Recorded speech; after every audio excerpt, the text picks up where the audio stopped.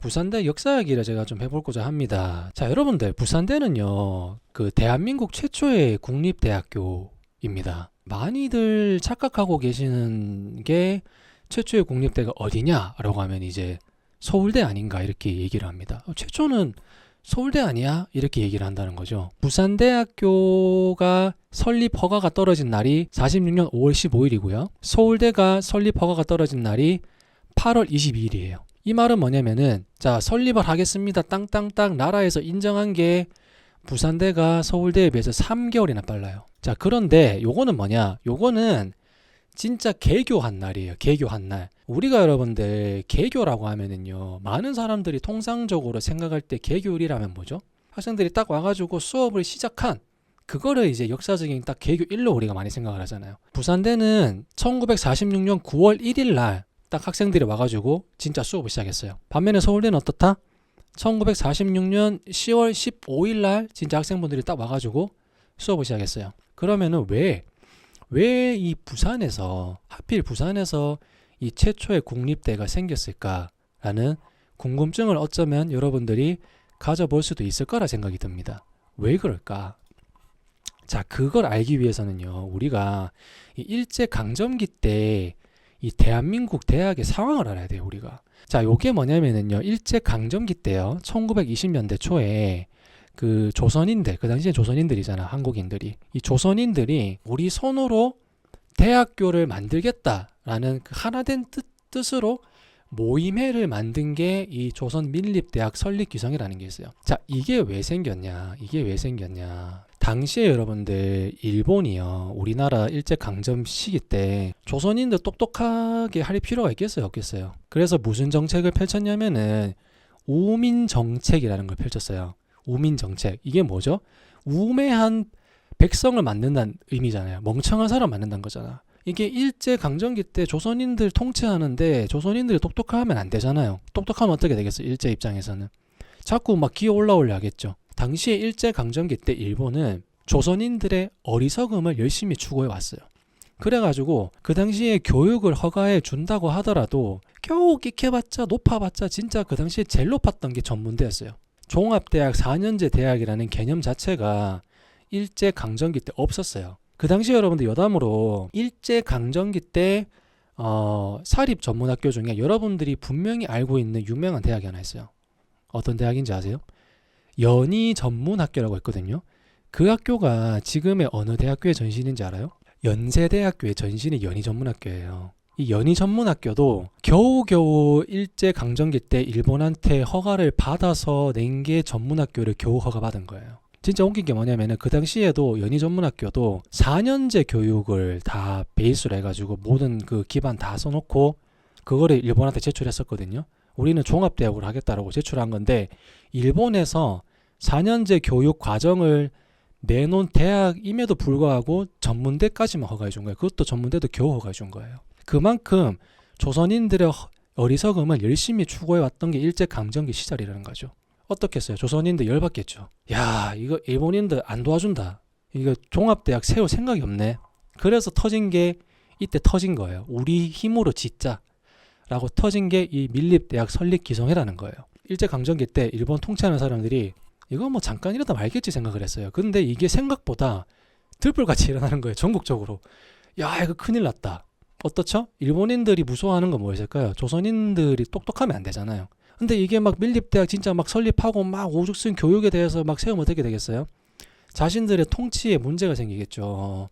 이 설립기성의 억압을 엄청 많이 하기도 했지만은 또 외부나 내부의 회유책을 어떻게 했느냐? 이 조선인을 달래기 위한 일제의 회유책이 뭐였냐? 그게 바로 여러분들 경성제국대학이에요. 그게 바로 경성제국대학이에요. 그 당시에 전문학교밖에 없었잖아요. 유일하게 딱 하나 내준 종합 4년제 대학이 바로 경성제국대학이었어요. 이 경성에 서울에 딱 요걸 내준 거야. 근데 어떻다? 경성제국대학 외에는 종합대학 역시나 하나도 안 내줬어요. 이 경성제국대학이 뭐 일본인은 뭐 한국인들을 위해서 만들었다라고 하지만은 내면은 막상 보니까 오히려 한국인들보다 일본 학생이 더 많아요. 얘기했죠. 일본이 조선인들한테 좋은 거 해줄 이유가 없잖아요, 그 당시에. 그래서 이 경성제국대학도 이 조선을 통치하기 위한 목적의 교육을 해왔던 게 사실 절대 다수라는 거죠.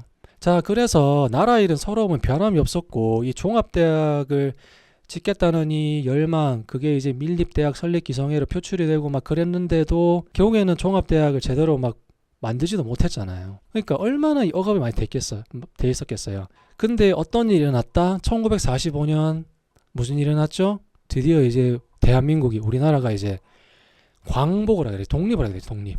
자, 독립을 하고 나니까 어떻게 될까요? 전국에서 야, 드디어 이제 대학을 설립할 수 있겠구나. 종합대학을 드디어 만들 수 있겠구나. 막 전국에서 막 너도 나도 전국도 이제 대학 짓자고 난리가 난 거예요. 조선인들이, 한국인들이.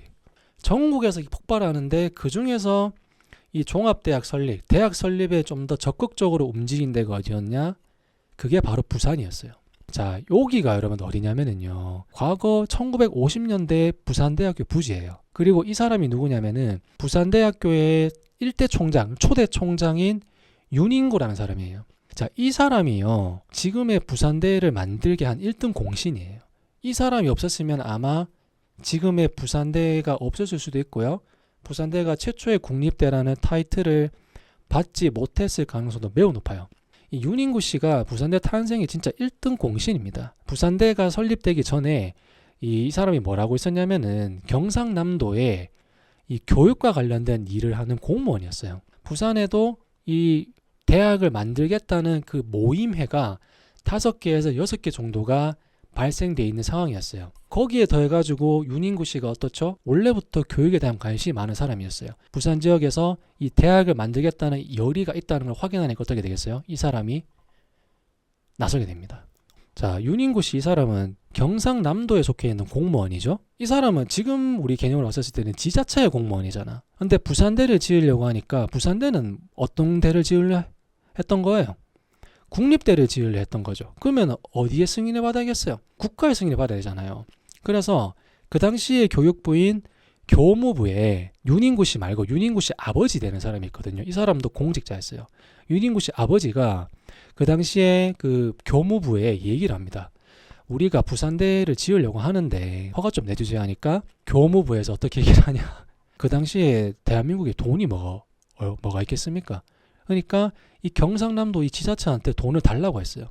니들이 2천만 원 갖고 오면은 그걸 우리가 그 부산대 그 설립 기금으로 쓸 테니까, 그리고 허가를 내줄 테니까 2천만 원 가져온다라고 합니다.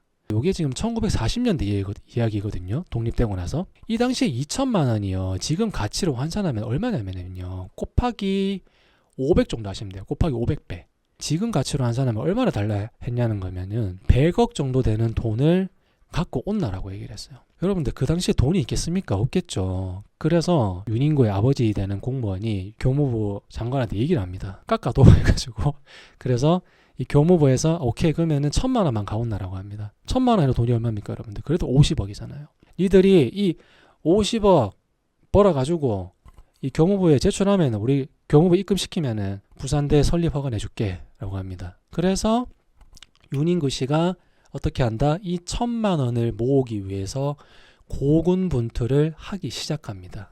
근데 진짜 이 사람이 대단한 게 1,000만 원을 모아내요 진짜로. 자, 어떻게 모아냈냐면은 요게 지금 부산 그 KBS 부산 유튜브에 지금 영상이 있어요. 부산대 역사에 대해 소개하는 영상이 있는데 거기 제가 일부를 발췌해 봤거든요. 보시면은 자 보면은 부산부 음식업 조합회라 했죠. 이 말은 뭐냐면은 지금도 뭐 음식업 조합 이런 게 있잖아요. 이 말은 뭐냐면 그냥 민간 상인들이 지역민들이 자기들의 돈을 모아가지고 어머 부산에 이렇게 국립대를 짓는다고 해. 아유 저희가 도와드릴게요 하면서 그 푼돈 모아가지고 100만 원을 윤인구한테 준 거예요. 그 당시 윤인구 공직자니까. 요 세 번째도 보셔야 돼요. 세 번째도 중요합니다. 여러분들 500만 원이면 그 당시 500만 원 돈이 얼마죠? 25억 되는 돈이거든요. 이 경남 불교재단이 있었어요. 그 당시에 경남 쪽에. 이 불교 재단에서 옥천사라는 이 절이 있는데 이 절 소유 땅이 13만 5천 평이 되는데 13만 5천 평을 부산대 설립 기금으로 쓰라고 기증을 합니다. 어마어마하죠. 그래서 이 부산대가 여러분들 이게 지역민들이 엄청나게 많이 도와줬기 때문에 국립대 최초의 국립대가 될 수 있었다고 얘기를 하는 거예요. 그렇게 하면 이제 민간에서 준 게 600만 원이 되는 거예요. 교무부에서 요구한 1000만 원의 절반 이상을 이미 민간에서 도와준 거예요, 이거는. 그 다음에 윤인구가 이 공직자로서의 힘을 발휘한 게 이 중간 거예요. 이게 뭐냐면은, 자, 여러분들, 우리가 일제강점기가 1910년부터 1945년까지 이렇게 있었잖아요. 그때 당시에 일본 사람들이 여러분들 얼마나 우리나라 그 재산들 막 자기 걸로 막 쓰고 막 그랬어요. 맞죠? 근데 어떻게 됐어요? 45년에 딱 독립이 되면서 일본인들이 자기들 땅, 자기들 거다, 뭐 자기들 자산이라고 주장했던 것들을 어떻게 되겠어요? 부동산 이런 것들은 가져갈 수가 없잖아요. 다 놔두고 떠났죠. 그 일본인들이 주장하고 갖고 있었던 그 땅들은 어디로 다 귀속될까요? 그런 자산들이. 대부분 다 국가로 귀속이 됐겠죠. 이 귀속된 자산들을 이 윤인구 씨가 공직자로서의 신분으로서의 역량으로 경상남도 소재의 일본인들이 갖고 있던 재산 이런 것들을 다 팔고 이렇게 해가지고 400만 원 가까이 되는 돈을 모으게 됩니다. 이 윤인구 씨의 공직자 버프 플러스 이 지역민들의 열띤 도움 이걸로 해가지고 1000만 원을 진짜 모아요. 교무부에 이 1000만 원을 현금 딱 들고 가가지고 제출한 거예요. 설립 허가 내주세요 하니까 교무부가 또 다 오케이 땅땅땅 하면서 설립 허가를 내려준 게 바로 1946년 5월 15일이고 그날을 부산대학교는 공식적으로 개교일로 지정을 하고 있는 거예요.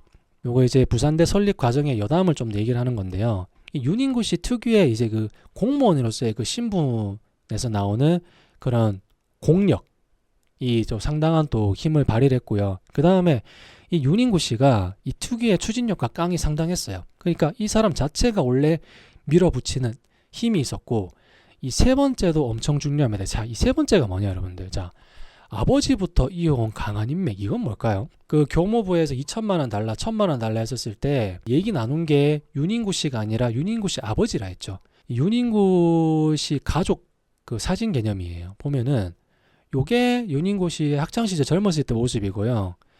요분이 이제 윤인구 씨 아버지인 윤상은 씨예요. 윤인구 씨가 당시에 부산대가 딱 설립되기 직전까지는 경상남도 교육 관련된 공무원을 했잖아요. 근데 윤인구 씨 자기 아버지는 이때 뭐 했는지 알아요? 경상남도의 재무부장이었어요. 자기 아버지도 경상남도의 공무원이었고 자기도 경상남도의 공무원이었던 거예요. 자기 아버지는 재무부장이니까 경상남도의 재산에 관리하는 사람이었고 자기는 교육을 관리하는 사람이었어요. 거기에 더해서 진짜 큰 게 뭐다? 부산대 설립을 허가해준 교무부의 장관인 교무부장인 유억겸 씨라고 있었는데 이 유억겸이랑 윤상은 씨랑 서로 친구 사이였어요. 그럼 어떻게 했어요 여러분들? 심지어 그냥 친구 사이가 아니라 과거에 이 윤상은 씨랑 유억겸 씨가 일본에 유학을 다녔었는데 그 당시에 이 윤상은 씨가 유억겸한테 장학금도 주고 그럴 정도로 금전적으로 도움을 줄 정도로 뭐 친하기도 했고 그만큼 빚진 게 있던 사이였어요. 그러니까 이 윤상은이 교육부 장관인 자기 찾아와가지고 부산대 하나 지으려고 하는데 좀 도와달라고 하는데 그걸 선뜻 거부를 할 수 있었을까요? 그거는 쉽지 않았겠죠 아무래도. 맞죠? 그래서 공식적으로 얘기는 하지 않지만은 이 인맥적인 부분도 상당히 도움을 많이 받았을 가능성이 매우 높아요. 부산대가 있기까지는. 자, 이 말은 또 뭐냐? 경남 마산시에 뭐가 있죠? 그 경남대가 있잖아요. 근데 부산대가 진짜 경남대가 될 뻔한 사례가 있어요. 지금은 여러분들 부산이 어때요? 부산 광역시잖아요. 하나의 독립된 지자체라고요. 근데 그 당시에 부산대의 설립 과정을 겪고 부산대가 설립되고 나서도 부산은 어땠냐면요. 경상남도 부산시였어요. 경상북도 구미시, 경기도 수원시, 평택시 이런 개념인 거예요. 그러니까 그 당시에는요. 법제화로 뭐 의무된 건 아니었지만은 그 1도 1국립대 이런 개념으로 해가지고 국립대를 어떤 특정 도에 지으면은요. 그 도명을 따가지고 짓도록 하는 게 거의 뭐 약간 이제 원칙 개념이었어요. 의무된 건 아니었지만은. 그러면 여러분들 이 당시에 부산대가 이 설립 과정을 겪을 때 어떻게 했어요? 경상남도에 속해 있는 약간의 하위 개념이었잖아요. 약간의. 그러면은 원래 같으면은 부산대는 경남대로 이름이 지어져야 되는 거예요. 근데 이거를 누가 극구 반대했느냐? 바로 이제 윤인구 씨가 반대를 한 거예요. 어떻게 얘기했냐? 안 된다. 부산대는 무조건 부산대라는 이름을 써야 된다라고 그렇게 주장을 강렬하게 했다고 합니다. 그 당시에. 그 당시에 여러분들 일제 강점기 때도 그렇고요. 독립되고 나서도 그렇고 부산이요. 서울 다음으로 인구들이 유입이 되기도 가장 많이 되기도 하고 자체적으로 인구가 이렇게 늘어나는 게 서울 다음으로 가장 많은 지역이 부산이었어요. 그러니까 윤인구 씨는 딱 이걸 본 거지. 야, 이거 부산이 단순히 경상남도 부산시라는 거기에서 멈춰있을 지역은 아닌 것 같다. 이게 내가 봤을 때는 분명히 직할시, 최소 직할시나 특별시는 될 것이다. 서울특별시처럼 최소 직할시나 특별시는 될 거기 때문에 부산대라는 명칭을 쓰는 게 맞다라고 그렇게 밀어붙였다고 합니다. 그래가지고 국가에서도 부산대로 설립 인가를 해준 거예요. 이거는 정말 해안이 깊은 거죠, 이 사람이. 자, 부산대는 부경대와 연관이 있다? 여러분들 부경대가 어디에 있어요? 부산에 있죠, 부산에. 맞죠? 부산에 또 다른 국립대잖아요. 부경대가 여러분들 그 당시에 1940년대에 명칭이 부경대가 아니었고요. 부경대의 전신이 뭐냐면은 바로 부산수산전문학교라는 요 명칭이었어요. 부경대 전신이 이 부산수전이에요. 이 학교가 왜 생겨났냐면은 일제강점기 때 여러분들 일본이 그 태평양 전쟁하고 막 자기들 나라 망하기 직전에 우리나라에서 뭐에 혈안이 돼 있었어요? 막 조선인들 막 이렇게 막 징병해가지고 그렇게 쓰는 거에도 혈안돼 있었지만은 우리나라에서 물자 다 빼갔잖아요. 뭐 조선인들 굶어 죽건 말든 다 빼갔잖아요. 이 수탈의 목적으로 부산수전을 지어놨어요. 근데 이게 독립이 되고 어떻죠? 그런 목적은 이제 사실상 와해가 되고 이제 한국인들이 실제로 이제 진짜 해양 인재를 양성하기 위한 교육을 하고 있었던 상황이었는데 윤인구가 딱 생각을 한 거죠. 야, 이거 부산대를 짓긴 지어야 되는데 야, 캠퍼스가 없는 거예요. 캠퍼스. 부산대는 애초에 여러분들 여기다 명시돼 있지만은 인문계 특성화 대학교로 시작을 하려고 했어요. 요렇게 시작을 하려 하니까 캠퍼스가 없는 거예요. 땅이 없는 거야, 땅이. 그래서 어떡하지 하다가 윤인구가 딱 떠오른 게 뭐다? 생각해보니까 맞다. 부산에 이 부산 수전이 있구나. 딱 생각을 한 거예요. 여기 사진 보시면은 캠퍼스 이런 기반 시설들이 그렇게 열악해 보이진 않죠? 엄청 작진 않았던 것 같아요. 그래서 딱 생각을 한 거죠. 야, 그러면은 요 학교를 부산대로 통합을 해가지고 부산대를 만들자. 그럼 어떻게 한다? 부산대는 인문 쪽에 특화되는 그런 학교를 만들 거니까 자, 일단은 인문과대학, 단과대학 하나 만들고 그 다음에 이 부산수전은 부산대학교의 단과대학으로 들어가가지고 수산과대학으로 해가지고 하나의 종합대학으로서 이렇게 탄생을 하자라고 머리를 쓰게 됩니다. 그 계획을 문교부에 1,000만 원 같이 주면서 제출을 한 거고 그거를 문교부에서 1946년 5월 15일 날 승인을 해준 거예요. 자, 여러분들 이 부산수전 입장에서는 어땠을까요? 자, 요게 이제 제가 가져온 이미지 중 하나인데요. 보시면은 요게 이제 당시에 부산수전 학생들이에요. 시외계명을 뭘 붙여놓은 걸 알 수가 있죠. 보면은 이 부산수전 사수는 수산인의 사명이다 이렇게 라고 되어 있어요. 여기서 우리가 어떤 걸 알 수 있을까요? 당시 여러분들 부산수전은요 부산대와 통합되는 거를 너무나도 싫어했습니다. 부산수전의 입장은 뭐였겠어요? 우리 학교가 사라진다라고 생각을 한 거예요. 부산대 입장에서는 부산수전이 어떤 면에서 좋아질 거라 생각을 했냐면은 부산수전은 전문학교, 전문대였잖아요. 그런데 우리가 통합을 함으로 인해서 너희들은 이제 종합대학으로서 올라간다. 이렇게 해서 좋아할 거다라고 생각을 했지만은 그게 완벽히 잘못된 예측이었다는 거죠.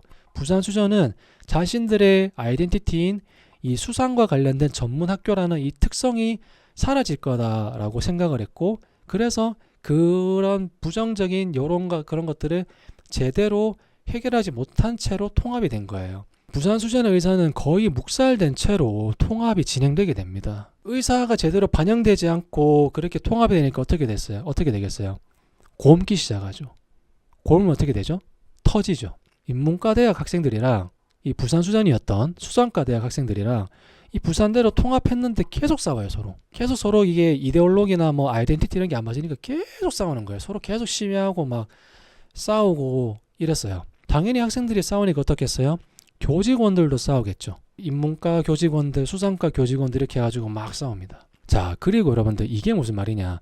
자, 첫 총장이 백허 박사의 사퇴라고 돼 있죠. 이게 무슨 의미냐면은 윤인구 씨가 부산대학교의 일대 총장, 초대 총장이라고 했잖아요. 근데 사실은 엄연히 따지면은 부산대학교의 첫 총장은 이 미국인 출신의 백허 박사라는 사람이 부산대학교의 첫 총장이에요.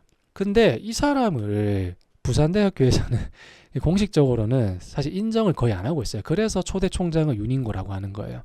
왜냐하면은 이 백허 박사가 총장으로 재임하던 시절에 엄청 쌓은 거를 해결을 제대로 못했어요. 그러니까 백커 박사도 노력을 많이 했대요. 노력을 했는데 아무리 노력을 해도 얘들이 서로 싸우는 게 진전이 안 되는 거예요. 안 되겠다 싶어가지고 사직서를 내고 자신의 본국인 미국으로 돌아가게 됩니다. 이 백커 박사가 돌아가고 나서 그때부터 사실상 그 인문과 대학이랑 이 과거 부산 수전이었던 이 두 개 대학이 완전히 결별을 선언하게 됩니다. 그래서 어떻게 됐다? 수성과 대학은 독립된 국립부산수산대학이라는 명칭을 쓰면서 아예 이제 부산대학교랑 떨어져 나가고요. 우리가 알고 있는 지금 얘기하는 그 부산대학교는 국립부산대학이라는 이름으로 인문과 대학만 남은 채로 학교를 운영하게 되는데 가장 결정적인 치명적인 게 뭐였냐면은 바로 원래는 인문과대학이랑 수산과대학 합해져 가지고 이 4년제 종합대학이라는 그 권한을 갖고 있었는데 그게 박탈돼 버렸어요. 수산과 대학이 나가버리게 됨으로써 그 전문대 개념으로 다시 내려가 버린 거예요. 부산대학교의 그 과거를 잘 들여다보면은 이런 뭔가 제대로 통합되지 못한 거에 있어서 일어난 뼈아픈 역사가 있어요. 이게 1947년 7월에 학교가 이제 분리가 됐잖아요. 맞죠? 이 부산수전은 이 국립부산수산대학교라는 이런 명칭을 쓰면서 본인들의 원래 캠퍼스를 계속 쓰면서 독립된 교육을 진행하게 돼요. 근데 원래 우리가 알고 있는 부산대는 어떻게 되겠어요? 나가야겠지. 그래서 다른 캠퍼스를 막 찾아다니면서 거의 2년 주기로 계속 옮겨 다녀요. 마땅한 캠퍼스가 없거든요. 열악한 상황에서 교육을 진행하게 됩니다. 심지어 여러분들 이때는 또 50년대 이때는 또 어느 시대예요. 6.25 사변이 터진 날이잖아요. 얼마나 그 국가적으로도 그렇고 지역적으로도 그렇고 정말 그 문제가 많았던 격변의 그 시기 속에서도 이 교육을 정말 어렵게 진행했다라는 거예요. 그래서 여기 보시면은 이게 지금의 여러분들 부산대학교 캠퍼스, 그 캠퍼스로 이사하기 직전의 마지막 캠퍼스가 여기거든요. 과거의 국민학교라고 해도 믿을 정도로 이 대학교 캠퍼스를 하기에는 좀 많이 열악해 보이죠. 근데 이런 상황에서 했다고요. 보면은 이제 졸업식도 어떻게든 하고 막 했어요. 완전히 이거 판잣집이거든요. 나무로 지은 거거든요. 이게 심지어 국립대에다가 이게 대학교라 얘기하길 정도로 얘기하기에는 많이 열악해 보이죠. 자, 그럼 여러분들 이렇게 열악한 상황임에도 불구하고 이 부산대에서 교육을 받겠다는 그런 수요는 어땠을까요? 수요는 생각보다 좀 있었어요. 왜냐면은 그 6.25 사변이 터졌잖아요. 6.25전이 터졌잖아요. 그때 부산이 어떻게 됐죠? 부산을 임시 수도로 지정을 하게 되죠. 6.25 전쟁 기간 동안 국민들이 다 어떻게 되겠어요? 부산으로 몰려 들어갈 거 아니에요. 부산대학교에서 교육을 받겠다는 그 수요는 상당했던 겁니다. 근데 뭐가 문제인 거죠? 그 수요를 뒷받침할 공급이 부족했다는 거예요. 공급이. 그래서 이 윤인구 씨가 이게 문제겠다라고 이제 너무나도 절실히 느끼게 된 거죠. 그래서 어떻게 한다? 넓은 캠퍼스가 너무나도 필요하다라고 생각을 하게 됩니다. 그래서 자, 이게 뭐냐? 요게 뭐냐면은 이 윤인구 씨가요. 내가 진짜 이 부산대학교가 넓은 캠퍼스 이사하면 소원이 없겠다. 내가 꿈꿔놓은 캠퍼스가 있는데 그 캠퍼스 한번 꿈꿔보면서 내가 한번 조감도를 그려볼까 하면서 그린 게 이거예요. 이게 지금 본인이 생각해놓은 부산의 어떤 그 캠퍼스, 그 땅을 생각하면서 그린 부산대 조감도예요. 미리 말씀드리자면은 이 지금 윤인구 씨가 그린 요 캠퍼스 조감도 있잖아요. 요게 지금의 부산대학교 부산 캠퍼스 그 땅을 기반으로 한 거예요. 그러니까 미리 말씀드리자면은 윤인구 씨가 그린 그 꿈이 이루어졌다라고 볼 수가 있는 거죠. 이렇게 그렸는데 어찌됐건 간에 이 땅이 부산대 거가 아니잖아요. 본인만 그냥 상상하고 있는 희망사항일 뿐이지. 그래서 이 땅을 어떻게든 본인이 구해야겠어. 그래서 어떤 사람한테 도움을 청하게 되는데 미국 장군한테 원스타 장군한테 부탁을 하게 됩니다. 이 사람이 이제 위트컴 장군이라는 장군인데 이 장군을 부산대 그 낡은 그 캠퍼스에 초대를 하게 됩니다. 자, 그럼 이 사람이 누구길래 이 장군을 초대를 했을까? 자, 이 사람이 이제 리차드 위트컴이라는 장군인데요. 자, 이 사람이 어떤 사람이냐면은요. 유엔군 부산 군수사령관, 그러니까 뭐 유엔군에 소속된 사람이긴 했는데 엄연히 따지면 이제 하나의 국가로 봤을 때는 미군의 군수사령관이었어요. 근데 이 사람이 6.25 전쟁 이제 끝자락 무렵이죠. 1953년에 대한민국에 오게 됩니다. 6.25 전쟁 끝나고 나서 어떻게 하냐면은 부산을 재건하는 임무에 상당한 영향력을 행사하고 상당한 일을 하고 있던 사람이 바로 이 위트컴 장군이었어요. 그러니까 이 말은 뭐냐면 왜 윤인구 씨가 이 사람을 초청을 했겠냐? 부산을 재건하고 부산의 그런 인프라를 지원하고 투자할 수 있는 막강한 권한을 가진 사람이 누구였다? 바로 이 위트컴 장군이었다는 거예요. 전쟁 나가지고 완전 박살이 났잖아요. 그 당시에는 미국이나 그런 다른 서방 국가의 그런 지원이 제시할 수밖에 없었던 상황인 거죠. 나름 큰 권력을 갖고 있던 이 위트컴 장군을 부산대 캠퍼스에 초청을 합니다. 초청을 해서 이렇게 얘기를 하죠. 요 그림을 딱 보여주면서 이렇게 얘기를 합니다. 장군, 이 그림을 사주시오라고 얘기합니다. 그래서 위트컴 장군이 얘기를 하죠. 이 그림이 뭡니까? 라고 하니까 이 대한민국의 미래와 나의 교육 열망이 담긴 그림입니다. 부산대의 미래에 투자하세요라고 얘기를 합니다. 얼마나 절실하겠어요. 윤인구 씨가 이 그림을 딱 보여주면서 이게 그런 거지. 그러니까 제발 부탁 좀 합니다라는 거죠. 내가 진짜 부산대를 너무 더 잘 키우고 싶은데 이 캠퍼스가 너무 쥐꼬리만 해서 인프라가 받쳐주질 않는다. 그래서 내가 생각해놓은 넓은 캠퍼스가 있는데 그거를 진짜 부산대 캠퍼스를 쓰면 내가 진짜 소원이 없겠다. 어떻게 좀 안 되냐? 라고 부탁을 한 거죠. 그래가지고 위트컴 장군은 어떻게 했다? 감동을 많이 먹었대요. 감동 먹어가지고 야, 윤인구 이 사람은 진심이구나 하면서 이 지금의 부산대학교 부산 캠퍼스 있잖아요. 그 캠퍼스가 있게끔 해준 1등 공신이 바로 이 위트컴 장군이라고 보시면 돼요.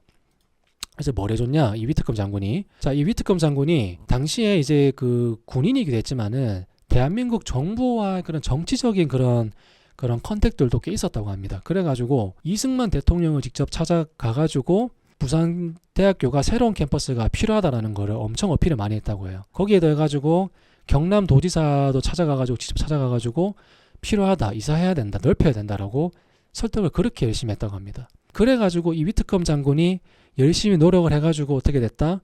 지금의 이 부산 캠퍼스가 있게 된 거예요. 무려 그게 50만 평이나 되는 거예요. 50만 평. 거기에 더해가지고 어떻다? 땅은 받았어요. 땅 받으면 뭐예요? 건물도 짓고 뭐 캠퍼스 조성해야 되고 다 해야 되잖아요. 캠퍼스 그 공사비 25만 달러도 지원받게 해줘요. 이 돈은 무슨 돈이냐? 우리나라가 엄청 못 살았잖아요. 그래서 미국도 그렇고 뭐 유엔도 그렇고 막 서방에서 한국을 지원하는 그런 기금들이 형성돼 있었어요. 그 기금 중에 일부를 새롭게 캠퍼스를 짓는 데에 쓸 수 있도록 힘을 많이 썼다는 게 위트컴 장군이에요. 여러분들 25만 달러면은요, 지금 환율 대강 뭐 대충 한 1200 정도 잡고 원화로 환산하면 3억 정도란 말이죠. 근데 3억 곱하기 500 해봐요. 그거 얼마예요 그러면은? 거의 1500억 가까이 되는 돈을 이 부산대를 지을 수 있도록 지원해 줬다는 거예요. 어마어마하죠. 이 위트컴 장군은 부산대의 역사에서 절대 빠져서는 안 되는 아주 위인이에요. 위인. 이 위트컴 장군의 열띤 노력을 통해 가지고 1955년에 부산대학교가 지금의 부산 캠퍼스로 완전히 넘어가게 되는데, 요 이미지가 뭐죠? 이 기공식 할 때예요. 그 지금의 부산 캠퍼스의 첫 삽을 뜰 때 이 위트컴 장군이 참여한 모습 중 하나입니다. 요게 지금 뭐죠? 이제 공사하기 전에 기념사진 찍은 거예요. 여기 중간에 있는 분이 이제 윤인구 씨인 거죠. 바위가 엄청 많죠. 이따 바위예요, 바위. 지금 여러분들 부산대 보세요. 경사가 사실 낮지는 않죠. 당시엔 더한 거죠. 경사도 심하고 이게 막 바위도 엄청 많고 이러니까 당시에 윤인구 씨 주위의 측근들이나 뭐 지인들, 그 다음에 뭐 부산대와 관계된 사람들이 이게 새로운 캠퍼스가 과연 여기가 맞냐라는 그런 부정적인 여론도 상당했대요. 근데 어찌됐건 간에 윤인구 씨는 이렇게 생각을 했겠죠. 아마 야, 다 제껴놓고 50만 평이나 되는 땅을 공짜로 얻어왔는 게 이게 어디냐 라고 아마 생각했을 가능성이 높지 않을까 싶어요. 자, 그리고 이 총장님이, 이게 윤인구 총장이 웃긴 게 부산 캠퍼스 요거를 공사가 들어갈 때 총장 신분으로서 6개월간 본인이 직접 움막을 이렇게 지어가지고 먹고 자고 하면서 여기서 다 인부들이랑 같이 공사도 하고 본인이 오더를 엄청 많이 내렸대요. 어마어마하죠. 그만큼 이 윤인구 씨는 이 부산대에 대한 그런 열망, 열정이 상당했다라고 우리가 볼 수 있는 거예요. 그리고 또 여담이지만 여기 지금 봐도 어때요? 이게 다 바위거든요. 바위. 이게 얼마나 볼모지였는지도 알 수 있어요. 이거를 다 공사했다는 거예요. 보면은 여기 지금 과거 기록에 남아있는 사진들이거든요. 보면 어떻죠? 이게 지금 보면은 이게 지금 다 인부들이 다 고생하시면서 지금 돌을 다 치워내고 평탄화 작업도 하고 막 그렇게 하는 걸 거예요. 그리고 건물도 지어 올리고 그렇게 다 했겠죠. 그래서 이렇게 막 완전 볼모지였던 땅을 일궈내고 지역민들의 열망, 국가의 열망, 윤인구 자체의 열망, 그리고 위트컴 장군의 열망, 이런 것들이 모두 취합해가지고 탄생된 게 지금의 부산대학교이자 이 부산대학교 부산 캠퍼스라는 겁니다. 자, 이제 다 끝나가는데, 자, 요게 인문관이죠. 당시에는 요게 본관이라고 불렸어요. 1950년대에 이 인문관이 지어졌거든요. 봐봐요, 여러분들. 예? 이렇게 못 살았다고요, 우리가. 완전 주변 봐봐요. 완전 정말 낙후 그 자체잖아요. 완전 판잣집이라고요. 근데 그 당시에 3억 5천만 원 되는 돈을 주고 이 인문관을 지었대요.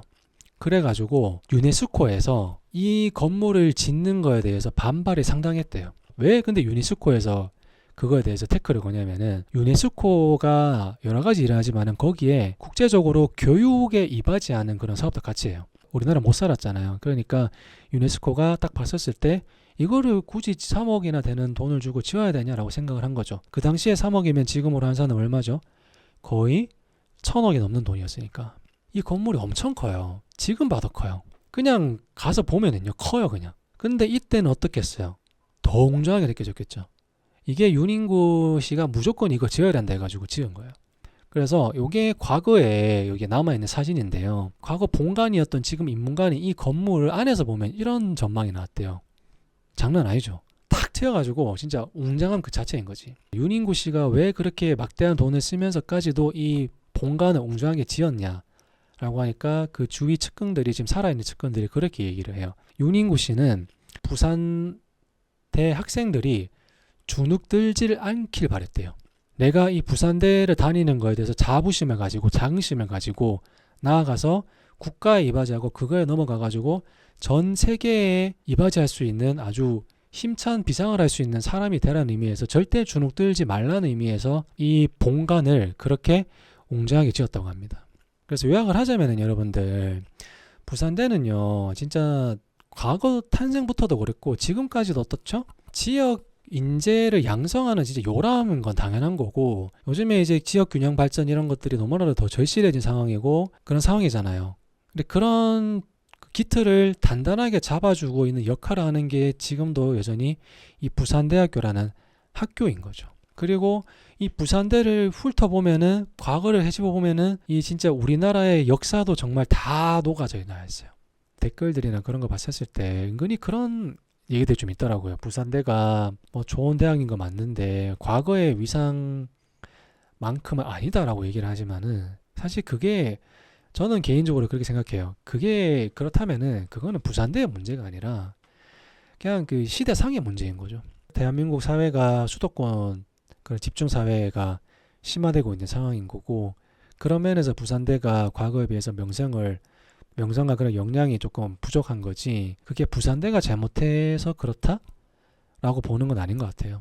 지역 균형 발전이 더욱더 대두되고 있는 이 시점에서 부산대학교는 과거도 그렇고 지금도 그렇고 그 역할을 열심히 수행해 오고 있고, 이건 제 개인적인 생각입니다. 더욱더 투자를 해줘야 되는 대학이다 라고 저는 그렇게 얘기를 하고 싶습니다.